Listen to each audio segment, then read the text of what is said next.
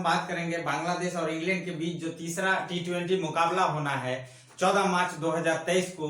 वो मुकाबला जो है शेरे बांग्ला स्टेडियम ढाका में होना है दोस्तों 2:30 से, यानी कि 2:30 बजे से दोस्तों।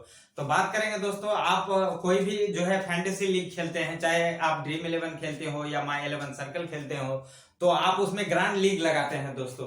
तो ग्रैंड लीग में क्या होता है कि आपके लक के साथ साथ जो है दोस्तों कुछ चीजें हैं, कुछ बातों पर आपको नोटिस करना होता है, मेहनत करना होता है दोस्तों। तभी जो है आप बहुत अच्छा रैंक ला सकते हैं, एक अच्छी मनी जो है वो आप अर्न कर सकते हैं दोस्तों।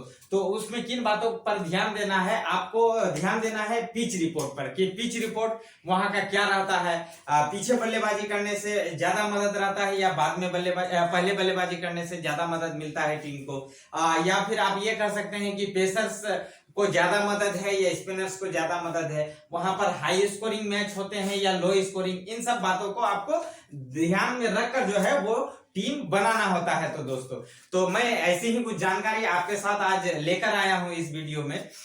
तो दोस्तों, हम वीडियो को स्टार्ट करते हैं। तो हम बात करेंगे पिच रिपोर्ट। सबसे पहले बात करते हैं हम पिच रिपोर्ट की।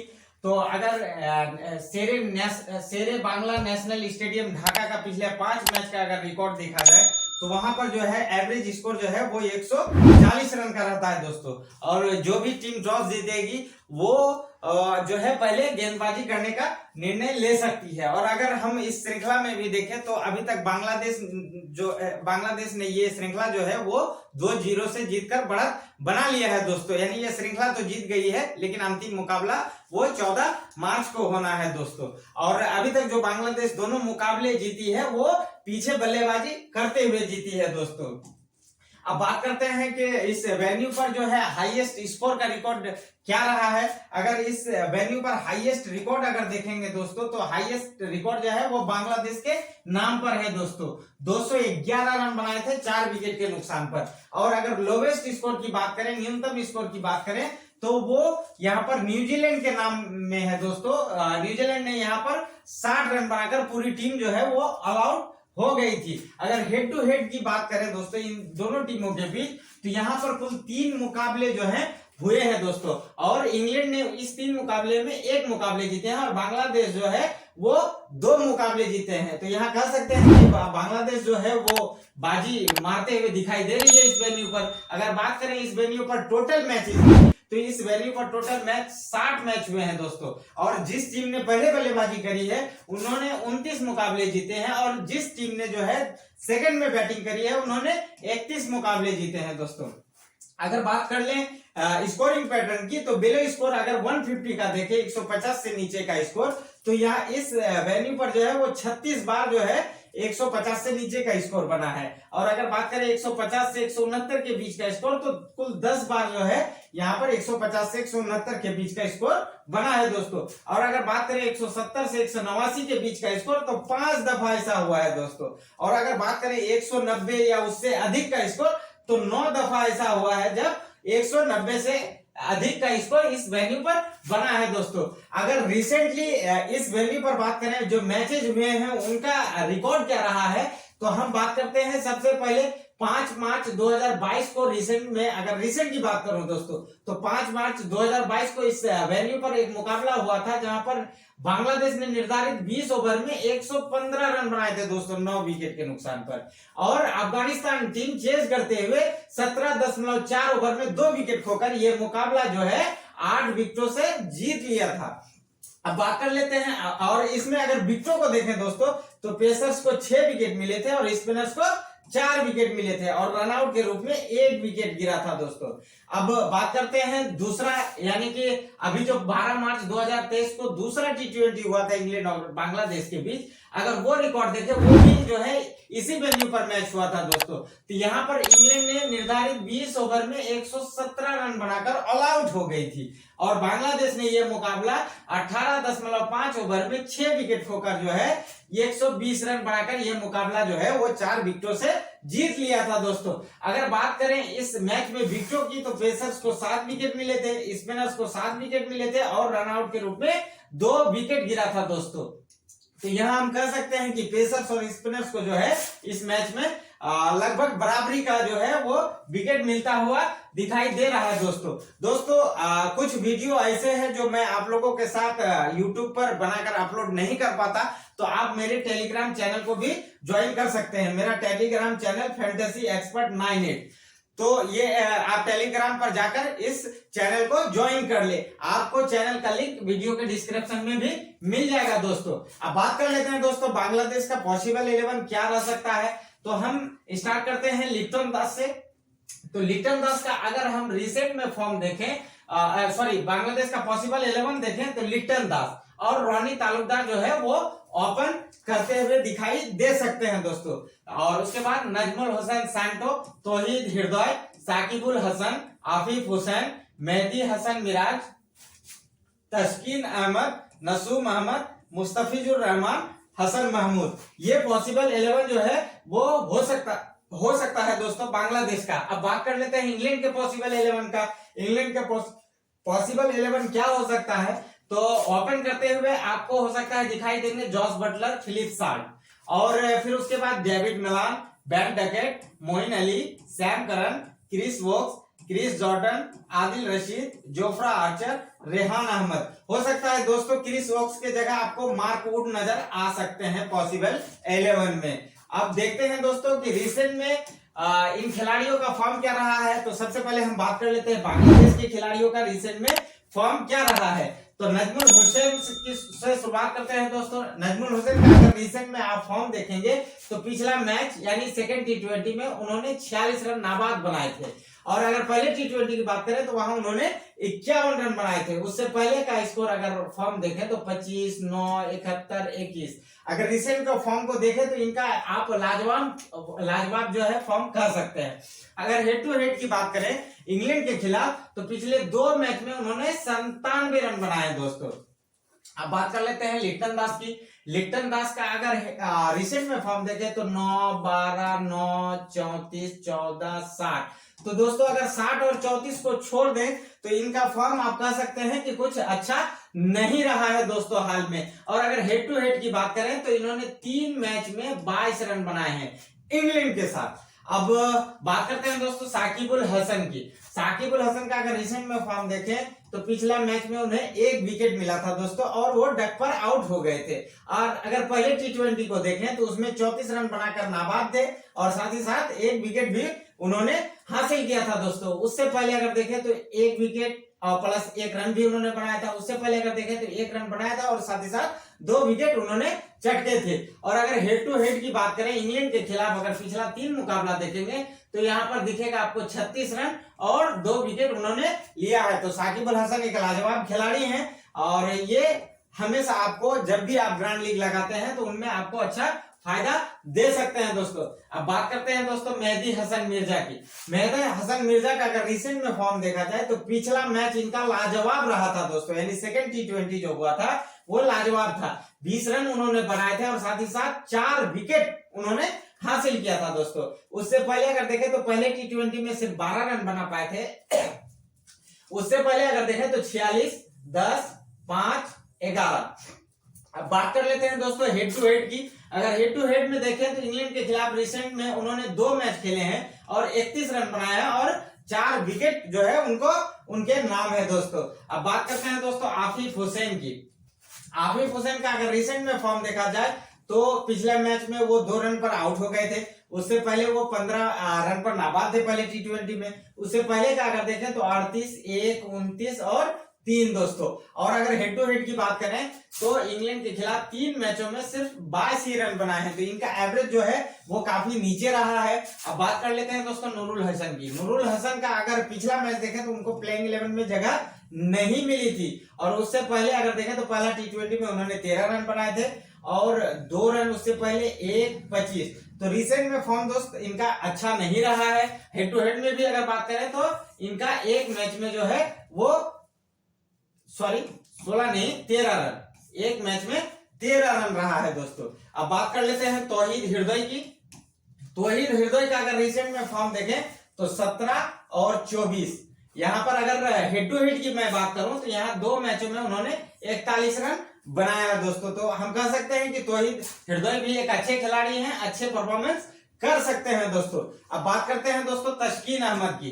तस्कीन अहमद का अगर रिसेंट में फॉर्म देखा जाए तो पिछले मैच में 8 रन बनाकर नाबाद थे और साथ ही साथ 1 विकेट उनको मिला था दोस्तों। और अगर पहले टी20 की बात करें तो 1 विकेट वहां भी उन्होंने लिया था दोस्तों। और उससे पहले का फॉर्म देखें तो 4 रन 1 विकेट, 4 विकेट और 1 विकेट। और अगर हेड टू हेड की बात करें तो इंग्लैंड के खिलाफ पिछले 2 मैच में उनको 2 सफलता मिली है दोस्तों। अब बात करते हैं दोस्तों अगले खिलाड़ी नसीम अहमद की। नसीम अहमद का अगर रिसेंट में फॉर्म देखें तो पिछले मैच में उनको कोई भी सफलता नहीं मिली थी। उससे पहले अगर देखें पहले टी20 में उनको 1 सफलता मिली थी। और उससे पहले अगर देखें तो 2 रन 1 विकेट, और उससे पहले अगर देखें तो 1 विकेट। और अगर हेड टू हेड की मैं बात करूं दोस्तों नसीम अहमद की, तो इंग्लैंड के खिलाफ अगर रिसेंट में देखें तो 3 मैचों में उन्होंने 19 रन बनाए हैं और 2 सफलता लिया है दोस्तों। अब बात कर लेते हैं दोस्तों हसन महमूद की। हसन महमूद का अगर रिसेंट में फॉर्म देखें तो पिछले मैच में उन्हें 1 विकेट और पहले टी20 में 2 विकेट मिले थे दोस्तों। और उससे पहले अगर देखें तो 2 विकेट, यहाँ पर उनको सफलता नहीं मिली थी, यहाँ उनको 2 विकेट। तो आप कह सकते हैं कि हसन महमूद को भी जो है वो निरंतर विकेट मिलते रहती है।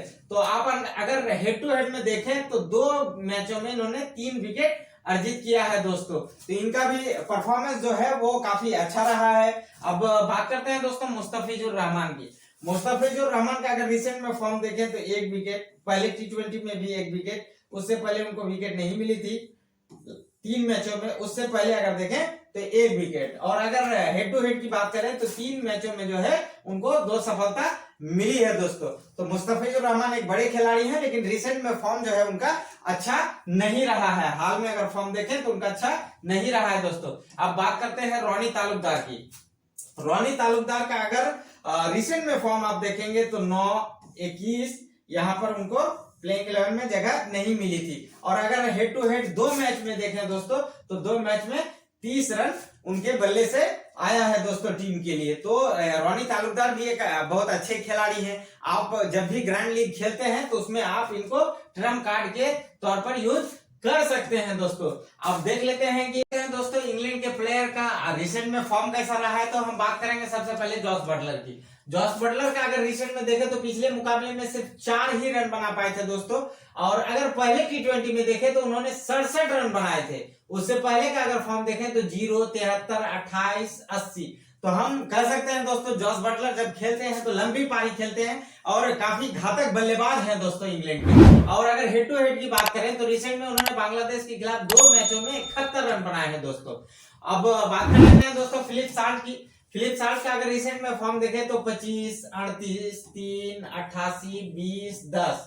और अगर हेड टू हेड की बात करें तो इस श्रृंखला में उन्होंने 2 मैच खेले हैं और दोनों में 63 रन उन्होंने जो है वो अपनी टीम के लिए बनाया है। तो इनका भी एवरेज जो है काफी अच्छा हम कह सकते हैं फिलिप साल्ट का। अब बात कर लेते हैं दोस्तों डेविड मलान की। डेविड मलान जो है रिसेंट में अगर फॉर्म देखें तो 5, यानी कि पिछले मैच में 5 रन बनाकर आउट हो गए थे और पहले टी20 में सिर्फ 4 ही रन बना पाए थे। उससे पहले अगर देखें तो 23, 18, 35, 3। तो दोस्तों रिसेंट में जो है डेविड मलान का अच्छा फॉर्म जो है वो अच्छा नहीं रहा है। और हेड टू हेड में भी अगर आप देखेंगे तो यहाँ 3 मैचों में सिर्फ 37 ही रन उनके बल्ले से आ पाई है दोस्तों। लेकिन डेविड मलान जो है एक बड़े खिलाड़ी हैं, इनको भी आप जो है ट्रम्प कार्ड के तौर पर ग्रैंड लीग में जो है अपनी टीम में जगह दे सकते हैं। अब बात करते हैं दोस्तों बेन डकेट की। बेन डकेट का अगर रिसेंट में फॉर्म देखा जाए तो 28, 20, 31, 58। तो बेन डकेट का अब हेड टू हेड की बात करें तो 2 मैचों में 48 रन। तो इनका भी फॉर्म जो है मिला जुला के ठीक ठाक आप कह सकते हैं। अब बात कर लेते हैं दोस्तों मोइन अली की। मोइन अली का अगर रिसेंट में फॉर्म देखें तो पिछले मैच में उनके बल्ले से जो है वो 15 रन आए थे और साथ ही साथ 1 विकेट भी उनको मिला था दोस्तों। और अगर पहले टी20 की बात करें तो वहां 8 रन पर नाबाद थे और 1 विकेट लिया था। उससे पहले अगर देखें तो 24 रन बनाए थे। उससे पहले अगर देखें तो 5 रन और कोई सफलता नहीं। अब हेड टू हेड की बात कर लेते हैं कि बांग्लादेश के खिलाफ इनका प्रदर्शन रिसेंट में कैसा रहा है। तो इनका अगर हेड टू हेड देखें तो 3 मैचों में 23 रन बनाकर 4 विकेट लिए हैं दोस्तों। तो इनका बांग्लादेश के खिलाफ हम कह सकते हैं कि मोइन अली का परफॉर्मेंस जो है वो अच्छा रहता है दोस्तों। अब सैम करन का अगर रिसेंट फॉर्म देखें तो पिछला मैच में 12 रन बनाए थे और एक सफलता उनको मिली थी दोस्तों। और अगर पहले टी20 की बात करें तो उनके बल्ले से 6 रन आया था, यहाँ कोई सफलता उनको नहीं मिली थी। और अगर उससे पहले का फॉर्म देखें तो वहां 6 रन बनाए थे और 2 विकेट अर्जित किया था। अब बात करते हैं हेड टू हेड की सैम करन का। तो हेड टू हेड में अगर देखें तो 2 मैचों में 18 रन उनके बल्ले से आया है और एक सफलता उनको मिली है दोस्तों। अब बात करते हैं क्रिस वोक्स की। क्रिस वोक्स का अगर रिसेंट में आप फॉर्म देखेंगे तो 0 विकेट, यहां भी आपको देखेंगे कि कोई विकेट नहीं, यहां भी देखेंगे कोई विकेट नहीं। और अगर हेड टू हेड में अगर क्रिस वोक्स को देखें तो यहां पर 3 मैचों में 1 रन और 1 विकेट। तो रिसेंट में इनका फॉर्म जो है वो काफी खराब रहा है। अब बात करते हैं क्रिस जॉर्डन की। क्रिस जॉर्डन की बात करते हैं, यहाँ पर अगर रिसेंट फॉर्म देखें क्रिस जॉर्डन का, पिछले मैच में उनको कोई सफलता नहीं मिली थी और पहले मैच में भी उनको कोई सफलता नहीं मिली थी दोस्तों। और यहाँ पर उनको एक सफलता उससे पहले के मैच में दिखाई देती है। और अगर हेड टू हेड की बात करें तो 3 मैचों में अभी तक 5 रन उनके बल्ले से आया है, जबकि उनको कोई भी सफलता नहीं मिली है दोस्तों। अब बात करते हैं मार्क वुड की। मार्क वुड का अगर रिसेंट फॉर्म देखें दोस्तों तो पिछले मैच में उसको प्लेइंग 11 में जगह नहीं मिली थी, लेकिन हो सकता है कि इस बार उनको प्लेइंग 11 में जगह मिल जाए। तो और अगर पहले टी20 की बात करें तो वहां उनको एक सफलता मिली थी, उससे पहले अगर देखें 2 विकेट, 3 विकेट, 1 विकेट। तो इनका रिसेंट में फॉर्म हम अच्छा कह सकते हैं, इनको निरंतर विकेट जो है वो मिलती रही है। और अगर हेड टू हेड की बात करें तो एक मैच में 1 विकेट इन्होंने अर्जित किया है दोस्तों। अब बात करते हैं आदिल रशीद की।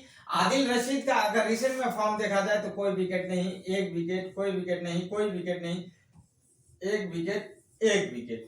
और हेड टू हेड की अगर आदिल रशीद की मैं बात करूं तो 3 मैचों में जो है 1 ही विकेट उनको मिला है दोस्तों। तो इनका भी फॉर्म जो है रिसेंट में कुछ अच्छा नहीं रहा है, ऐसा हम कह सकते हैं।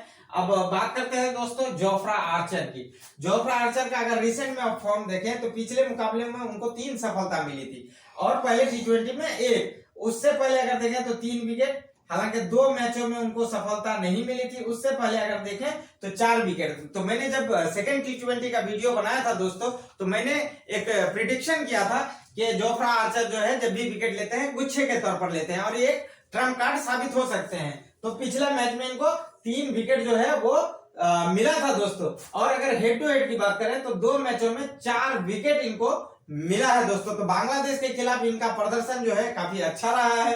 अब बात कर लेते हैं दोस्तों रेहान अहमद की। रेहान अहमद का अगर रिसेंट में फॉर्म देखें तो पिछले मैच में 11 रन उनके बल्ले से आया था और एक सफलता मिली थी उनको। और पहले टी20 में उनको प्लेइंग 11 में जगह नहीं मिली थी, उससे पहले का अगर रिकॉर्ड देखें तो उसमें 4 रन बनाए थे। और हेड टू हेड की अगर मैं बात करूं तो एक मैच में 11 रन और 1 विकेट। तो इनका प्रदर्शन एक मैच के हिसाब से देखा जाए तो अच्छा रहा है दोस्तों।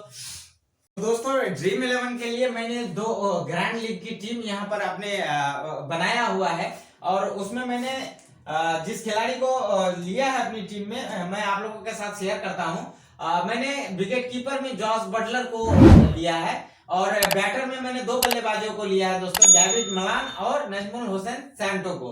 और ऑलराउंडर के रूप में मैंने 4 खिलाड़ी को अपनी टीम में जगह दिया है दोस्तों, साकिब उल हसन, सैम करन, मेहदी हसन मिराज और मोइन अली को दोस्तों। और इस टीम में मैंने 4 गेंदबाजों को भी अपनी टीम में जगह दिया है दोस्तों, जोफ्रा आर्चर, तस्कीन अहमद, हसन महमूद, रेहान अहमद। और अगर मैं दूसरी टीम की बात करूं तो यहाँ पर मैंने विकेट कीपर के रूप में जॉस बटलर को चुना है और बैटर्स में मैंने 3 बल्लेबाज को चुना है दोस्तों, David Malan, Najmul Hussain Santo, Ben Duckett. तो आप सोचेंगे कि मैंने डेविड मलान को क्यों चुना। तो दोस्तों जब भी हम ग्रैंड लीग खेलते हैं तो उसमें हम हाई परसेंटेज खिलाड़ी को तो लेते ही हैं, लेकिन डेविड मलान जैसे खिलाड़ी जो है कभी कभार जो है वो तुरुप का इक्का साबित हो सकते हैं दोस्तों। तभी जो है आप जो है अच्छा रैंक जो है वो हासिल कर सकते हैं। अब ऑलराउंडर में मैंने यहाँ पर 4 खिलाड़ियों को जगह दिया है, साकिब उल हसन, सैम करन, मेहदी हसन मिराज, मोइन अली।